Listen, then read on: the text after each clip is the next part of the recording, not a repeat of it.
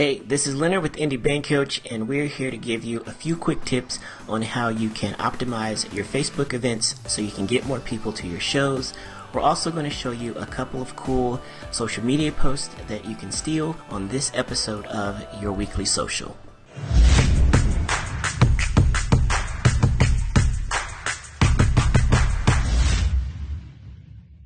So if there's one thing that I notice, it is the fact that I'll see a lot of bands that I work with and even ones that I just follow. They'll post a Facebook event and then you'll open it up just to see if there's anything going on, and there won't be anyone that's been invited to the event, and then if there is, there won't be any type of interaction or anything within the Facebook group. Or, I'm sorry, not the group, but the event. So one of my first recommendations for Facebook events is that use that as a way to allow people to raise their hand. So first you have to invite them, and then if someone says that they're going or if they're even interested, now if you post something, an update or upload a picture or a video or share a link inside that actual Facebook event, anyone that has said that they're going or interested will actually get a notification or see a notification about that specific event.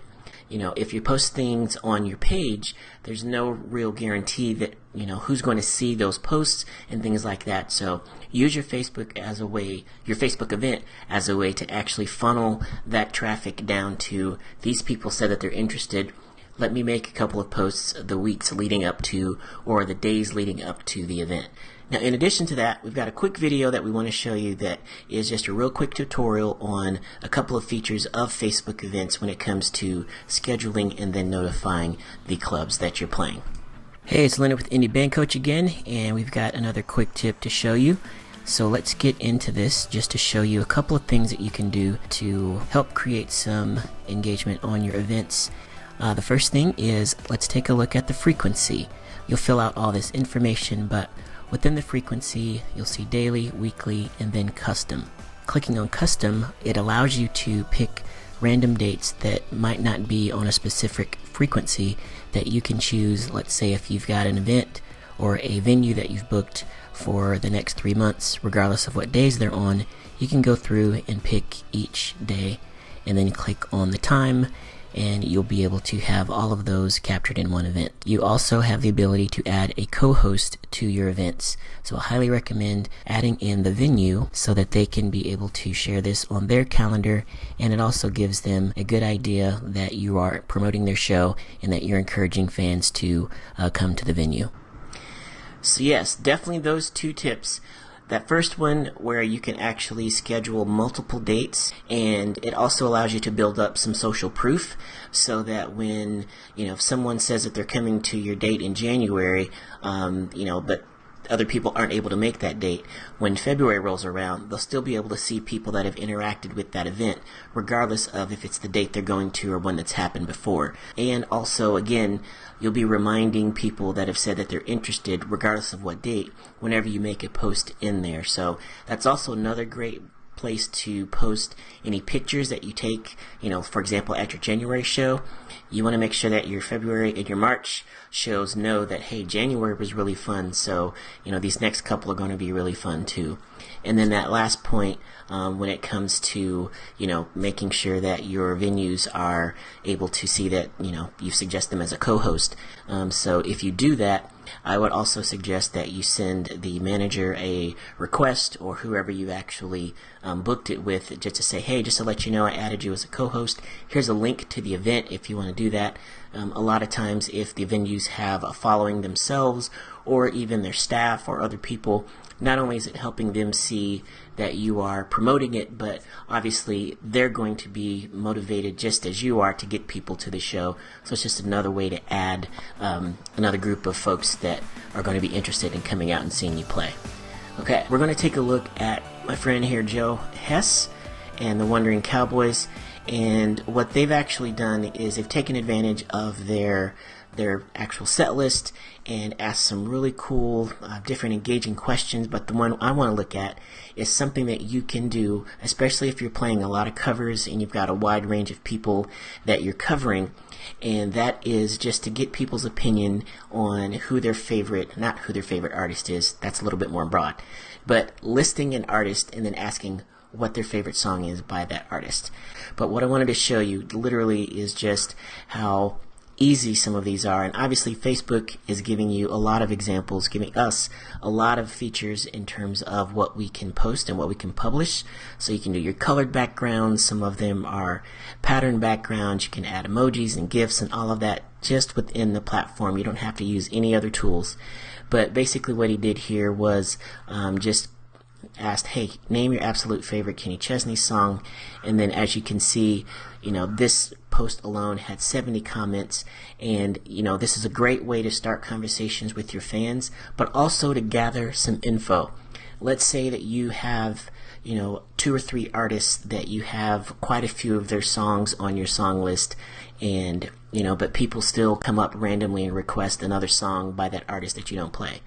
Use your Facebook post or use a post like this to actually go through and ask your fans, give them opportunity to share something about a specific artist. And obviously this isn't something that you have to do just one time. Some of the posts might respond better than others, so you might actually do this maybe once a month or once every couple of weeks, but make them artists on your song list.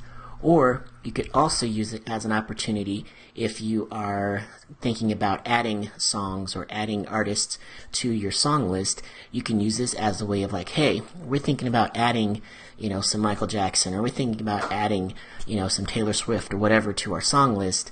What is your favorite song by this artist?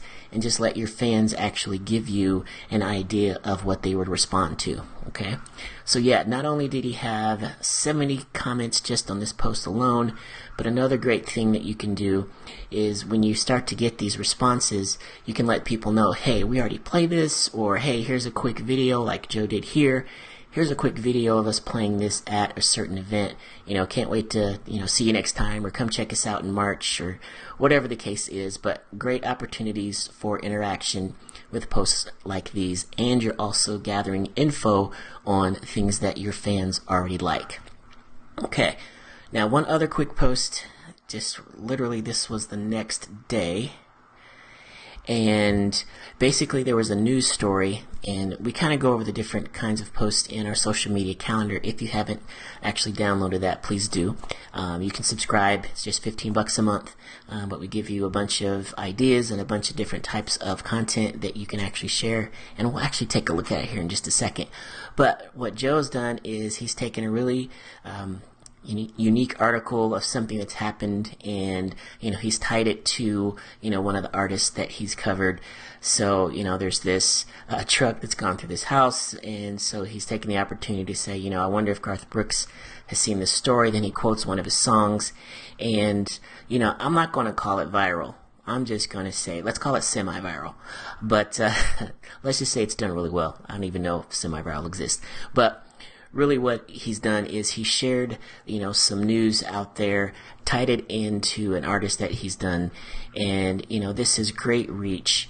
The engagements are off the roof, not a whole bunch of comments, but he's got even more shares of this article on his page than he did comments on the other one. So this is great, an opportunity for you to think about the types of things that you can share. And the point that we want to make with this particular post is all of the content that you post does not have to be content that you create. So he's got great engagement on this post, and he didn't make it, he just shared a link. So think about different sources of entertainment, news, music, whether it's videos of artists that you like or that you sound like, or again, maybe somebody on your song list, but you do not have to create all the content that gets shared on your page. Talk to a lot of bands that are like, man, I don't have time to create stuff, I don't have time to make stuff. This is a perfect example of something that, maybe took him, 60 seconds to find and just happened to share, and, it's got great engagement. So just another opportunity to think about different ways to think about the content that you share on your page. Alright, that's it for this episode. Once again, my name is Leonard, and this has been Your Weekly Social.